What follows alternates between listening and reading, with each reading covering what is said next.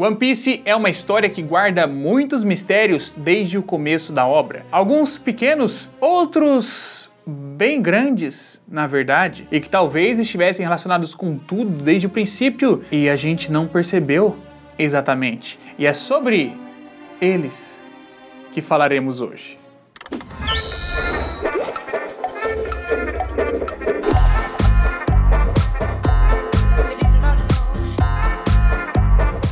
E quando a gente está falando de mistérios a serem desvendados, existem alguns que estão aqui presentes no nosso mundo real, como o grande mundo da tecnologia, o grande mundo da programação, como funciona, o que fazer, o que isso consegue realizar, por exemplo. E para solucionar esse mistério, é claro que a Alura pode ser a sua melhor amiga, a maior escola online de tecnologia do Brasil para você aprender toda a área da tecnologia. Não é apenas programação, sentar e fazer código. Pode ser isso também, se você quiser aprender desde o básico até níveis mais avançados. Mas não só isso, se você quiser aprender Data Science, se você quiser ir para um lado diferente e aprender sobre design, tem cursos na plataforma também, sobre marketing digital, sobre gestão e inovação, as possibilidades são infinitas. Por isso, estou deixando esse link aqui para vocês. Esse link tem a história de pessoas que passaram pela escola, pessoas que tiveram suas vidas mudadas de alguma maneira e também, é claro, 10% de desconto, porque desconto é bom demais e todo mundo gosta. Então não esquece de dar esse pulo lá, porque o próximo mistério solucionado pode ser a sua vida. Profundo isso.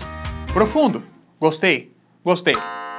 Os Reis dos Mares são criaturas que estão desde sempre no universo de One Piece. Funcionavam e viviam naquele mundo mais como um plano de fundo. A gente sabia que existiam criaturas gigantes pelos mares, monstros marinhos, reis dos mares, mas que nunca tiveram necessariamente um grande foco ou um grande destaque. Mas isso mudou quando chegamos à Ilha dos Tritões, quando somos introduzidos principalmente a princesa Shirahoshi, que também pode ser chamada de Poseidon, uma das armas ancestrais que tem o poder que pode destruir o mundo inteiro. Descobrimos essa habilidade oculta da princesa quando ela estava clamando para o Ruffy parar. Ruffy estava ali desferindo vários e vários golpes contra a grande arca de Noé, Noah, para que ela não atingisse a Ilha dos Tritões, que estava embaixo e destruísse tudo.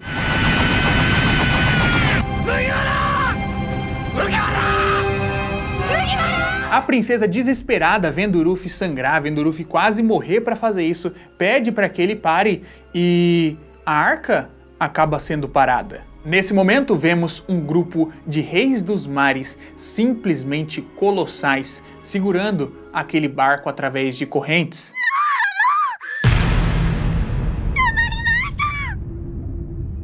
E não apenas isso, mas eles se comunicam com a princesa. Contam que chegaram ali por conta do desejo dela de salvar o Ruffy. Isso fez com que eles fossem chamados, com que eles fossem atraídos para aquela situação e que também eles vivem já há algum tempo e têm a sua missão de carregar aquele barco quando chegar o dia.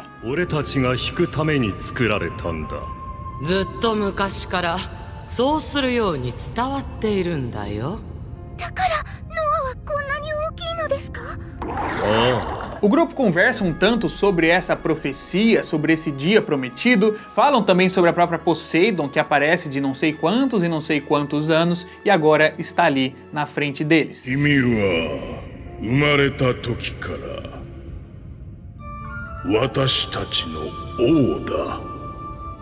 E para encerrar o papo, eles comentam que parece que um certo humano conseguia escutar a voz deles. E isso não seria nem um pouco normal, nem um pouco natural, já que, teoricamente, a princesa é aquela que consegue comunicar com os reis dos mares. Mas Ruffy estava escutando.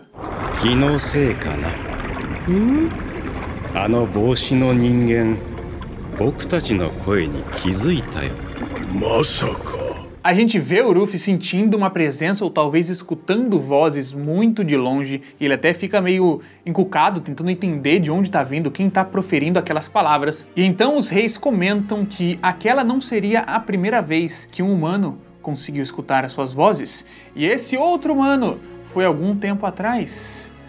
E esse cara era Goldie Roger. Lady, 聞こえたか?今の声。何言ってる。静かな深海じゃないか。誰だこんな海底で話をしてやがるのは。Pouco mais na frente, quando acompanhamos a jornada do Roger, vemos então esse momento acontecendo. Estava um silêncio absoluto, tirando o próprio Roger, que se perguntava de onde vinham aquelas vozes em meio àquele oceano vazio. Então ele desceu mais uma vez à Ilha dos Tritões nessa sua rota final, conversou com o rei Neptune, descobriu sobre a profecia sobre a própria Poseidon, que nasceria, teoricamente, segundo as previsões da Chile, daqui a 10 anos, e vemos também que os reis dos mares estão ansiosos para que esse dia chegue. E no capítulo seguinte os vemos comentando sobre isso, falando que a governante deles finalmente vai nascer e que terá um segundo governante em algum outro mar distante e qualquer coisa desse tipo que abre aqui brechas para todas as teorias. Nesse momento, Reis dos Mares ganharam uma certa visibilidade maior, não é mesmo? Depois de 647 capítulos de mangá, eles finalmente apareceram e ganharam coisas, certo? Ou talvez isso esteja acontecendo já há algum tempo. Porque vendo essas páginas aqui, vendo esses episódios especificamente para ver sobre o passado, sobre essa profecia da princesa, sobre os dois governantes, acabei me deparando com essas páginas e elas trouxeram um pouco de memória. Então fui buscar e não é a primeira vez que esse grupinho específico de Reis dos Mares aparece.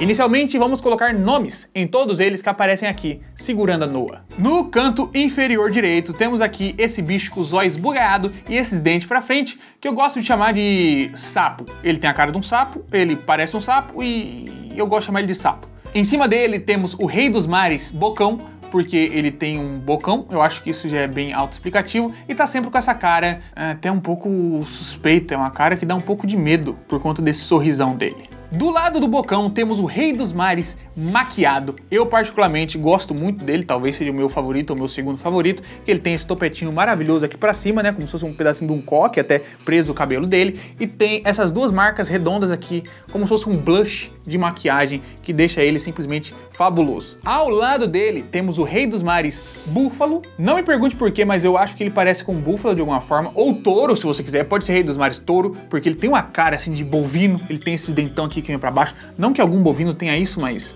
não sei, pra mim ele tem cara de touro, essas características deles ali, que a gente pode ver que tem umas escamas que são mais claras pela ponta, mais escuras no meio. Do lado temos aqui o mais bonito pra mim, que é o Rei dos Mares Galinha, que é bastante autoexplicativo também. Você olha pra cara desse sujeito, você vê esse bico, você vê essas penas espalhadas pelo corpo, você vê o pescoço depenado, parece 100% uma galinha. E em cima, o principal, que eu acredito que seja o líder deles, vamos chamá-lo de Rei dos Mares Chefe, porque ele tá sempre no centro, ele parece que tem mais poder do que todo mundo, e às vezes ele nem fala tanto, porque ele sabe que ele é o chefe, que ele é o poderoso. Na mesma página, se a gente for aqui pro canto, tem o Baiacu, que tá ali redondinho no canto, tem mais alguns outros ali, que são um pouco menos importantes. E vendo especificamente essa página aqui, eu notei que eu já tinha visto isso em outro momento. Então, voltamos pro começo de One Piece. Vamos diretamente pro capítulo 101, quando eles sequer tinham entrado na Grand Line ainda. Quando a tripulação está em direção à montanha reversa, eles acabam caindo no Calm Belt. E ali a Nami explica o que é o Calm Belt, como é que funciona, uma região de mares que não tem nenhuma corrente marítima, não tem nenhuma corrente de ar, e por isso é completamente parada, e também é bastante atacada por reis dos mares. E nesse momento, essa cena aparece.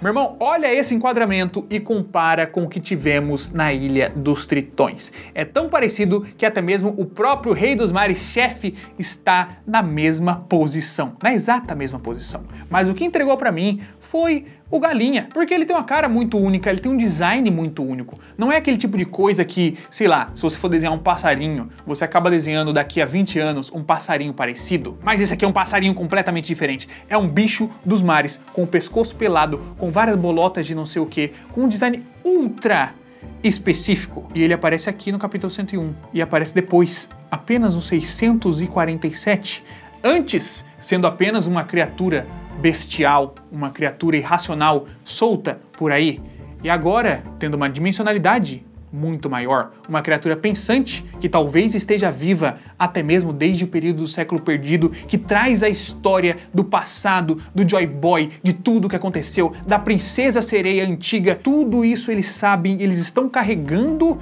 essa profecia para quando chegue o dia específico.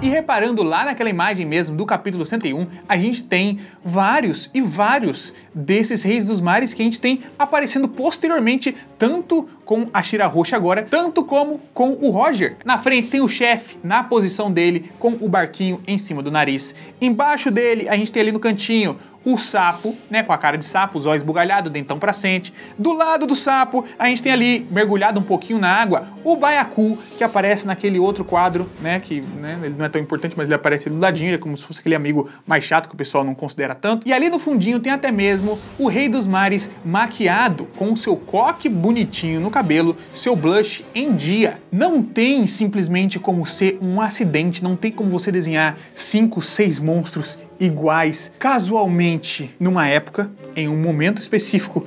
E olha só, agora eles são importantes. E estamos falando de Eiichiro Oda, de One Piece, um mangá que essas coisas importam demais, que a gente está acostumado a ver as coisas sendo introduzidas no começo e sendo desenvolvidas só lá pra frente. E digo mais, não é apenas aqui que esses reis dos mares aparecem. Quando a gente dá uma olhada em Impero Down, aquele rei dos mares com cara de touro aparece dando uma voltinha por lá, né? A sua cara mal encarada, com as presas saindo de baixo para cima, suas escamas que são mais brilhosas na ponta do que no meio. E aí as coisas vão mais além, vão mais pro princípio ainda, porque a própria abertura, o We Are, aparece esses caras aqui. A gente vê o chefe, a gente vê o cara de galinha, a gente vê os bichos tudo pulando ali na água, né? Acompanhando o barco. E o cara de galinha, curiosamente, também aparece não só na primeira abertura de One Piece, como na segunda também. Então, assim, simplesmente não tem como ser uma coincidência, ou ser um design parecido, ou ser, sei lá, uma espécie de rei dos mares. Eu acredito que seja algo muito maior,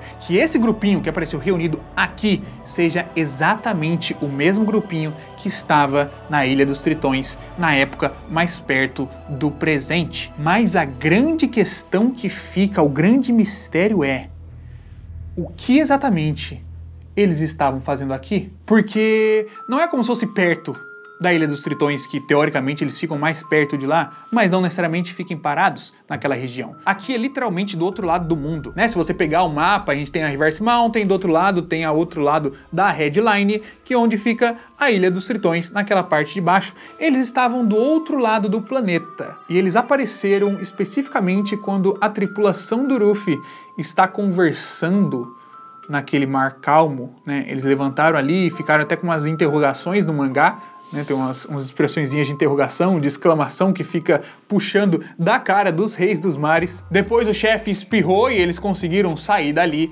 Mas a grande questão é, eles estão caçando esse suposto segundo governante? Eles estão andando pelos mares em busca dele? Porque lá no passado eles já disseram que são, né, 2 governantes ali que vão nascer. A princesa, que está nascendo perto deles, e um outro que vai nascer em algum outro mar distante.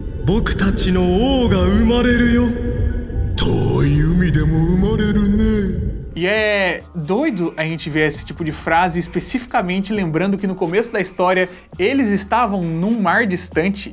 E assim, pode até ser bizarro, mas sei lá, eles estavam em outros períodos da jornada do Luffy. O rei com cara de touro possivelmente estava em Impero Down quando o Luffy foi pra lá. Quando o Luffy chegou na Ilha dos Tritões, todos eles estavam lá. E eles podem andar o planeta inteiro, o tempo inteiro, sempre que eles quiserem, porque eles estão vivos há muito tempo. Mas eles estavam ali nesses momentos. O que exatamente eles querem? Eu não venho aqui te dar uma resposta para isso, eu não venho nem formar uma teoria, eu venho levantar essas dúvidas, essas relações que percebi durante essa jornada. Inclusive conversei com meus amigos do Chapéu de Palha, Lipe e Derek, a gente conversou, eu perguntei se o pessoal comentava sobre isso, se tinham muitas teorias por aí, né, porque com certeza eles são muito mais inteirados do que eu nisso, e eles falaram que não. Aí eu falei, meu Deus do céu, tá aqui uma coisa que acho que vale a comunidade considerar para suas teorias, porque com certeza tem coisas importantíssimas nesse pedaço e com essas criaturas específicas, principalmente com o cara de galinha, que parece ser o mais sábio de todos eles ali, ou a mais sábia, na verdade, se a gente for considerar a voz que ouvimos no anime.